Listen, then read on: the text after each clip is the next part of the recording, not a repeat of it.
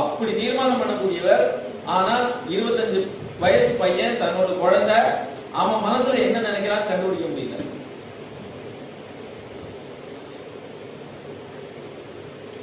அவரை ராமரை அழைச்சு கேட்கிறாரு, என்னப்பா ஏன் உன் மனசுல எந்த ஒரு மாற்றம் காணுமே, சந்தோஷத்தையும் காணுமே, பட்டாபிஷேகம்னு சொன்னா ஒரு பிள்ளை எப்படி துள்ளி குதிப்பான், அந்த மாதிரி எந்தவித ஒரு இதுவுமே இல்லாம இருக்கே, என்ன விஷயம் உனக்கு இஷ்டம் இல்லையா அப்படின்னு கேட்கிறாரு.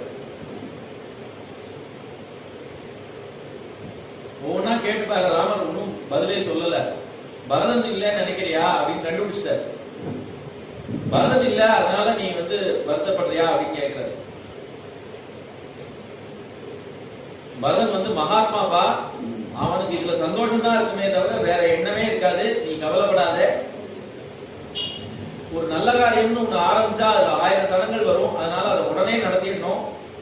எம்பெருமான் பின்புறத்தால் இழைப்புறோ பிழை அப்படின்னு